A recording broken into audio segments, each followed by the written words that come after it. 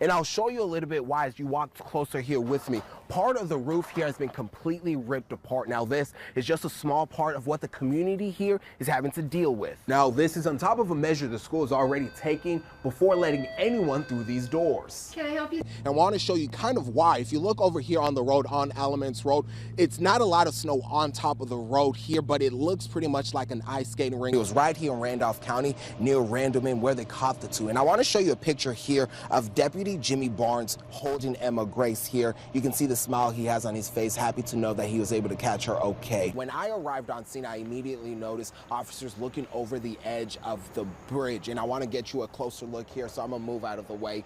Right at the edge there at the corner of the bridge. First, this is a solar panel, as you and I call it, but in the industry, they call it a module. He believes recycling can help the planet, but Tori says it could also help create jobs. And I want to show you a little bit of why, because this tree was completely uprooted during the storm, and now what's left here is kind of turned into a small pond.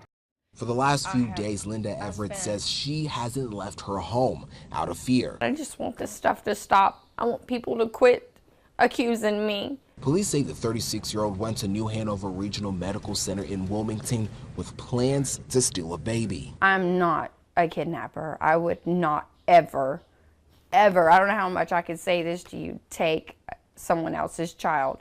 Everett says the whole thing is a misunderstanding. The mother of three says she was in Wilmington handling a parking ticket for a family friend. While there, she says she wanted to pass out the remaining baby Bibles she had in her car. I said, let's just run by there, and I asked a nurse. She told me it was fine, and she took me up. Everett tells me she then went to another floor to meet with the family who lost their newborn. No, I did not have a pass on, but I could have got a pass. I had ID. This is where Everett says things went south. The hospital's representative says, quote, seeing she did not have a visitor's badge, staff alerted New Hanover Regional Medical Center company police, who responded and questioned her. I asked him, was I in trouble? He said no. And he said you were free to go. Authorities say after police released her, Everett went into private patient care areas without permission. I would never harm anyone. And it really hurts to know that people think that I would do this. She faces 3 felony charges in New Hanover County. The State Bureau of Investigation believes Everett has been going into neonatal units of hospitals in North Carolina and South Carolina. The only hospital I've ever done this to is Wilmington. I did not go to South Carolina. I've not been to South Carolina since me and my ex-husband went on a cruise 4 years ago. She turned herself into High Point Police. Doing so, she says, proves her innocence. I don't understand all of this, why. Everett now says her life is being threatened by people on social media. But I just want this stuff to stop. I want people to quit accusing me, quit threatening me. In Archdale, Roman Balogan, Spectrum News. This Greensboro family of 4 is taking a much-needed break. Good catch. The Wheelers family is enjoying the sun and clearing their minds after losing everything to last weekend's tornado. It's hard out here for us right now.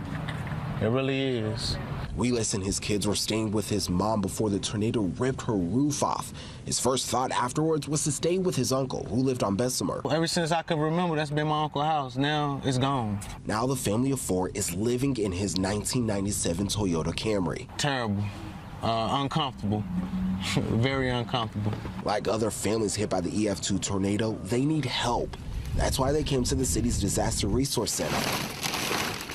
It's been steady this morning, so we encourage people to come out to get the resources that they need. The Disaster Center is operating out of the Willow Oaks Community Center, a few miles away from the area hardest hit. We will continue to work with them. We'll have their contact information. We will do follow-up. The Red Cross, the City of Greensboro, and Guilford County Social Services have reps at the center to help people with immediate needs. Here we'll be able to talk with the individuals a little bit more and see what's those short-term needs. In the Wheelers' case, those needs are as long as a grocery list. With this tragedy, a lot of people are set back for a lifetime. A lifetime. He says he appreciates what the city and community are doing, but has a ways to go before he lands on his feet. It messed us up. But like I said, everybody gotta go through something to come out of something. Like clockwork, you can find the same people at Winston-Salem's Engine 6. The firefighters, well, because they work there. He's been around longer than anybody in this department has. You won't find that guy's name on the gear or shift board, but 73-year-old Bill Jenkins has been a common fixture at Engine 6 for more than 50 years. I mean, there's people that's here that he knows, there's people that's not here anymore that he knows. Been a long time. Yes, long time, man. Bill has cerebral palsy and on a fixed income. He's liked visiting fire stations since he was young. So many people in this community know him. He eats breakfast every day at a certain restaurant. He eats dinner every day at a certain, I mean, it's a routine. When you see him day or night, he's in the golf cart firefighters bought for him. He's part of the community. He's part of the fire department.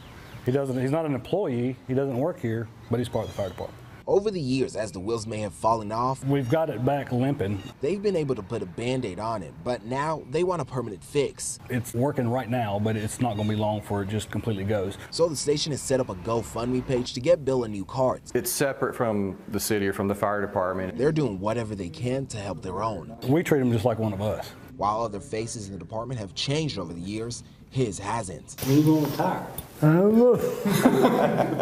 In Winston-Salem, Roman Balogan, Spectrum News.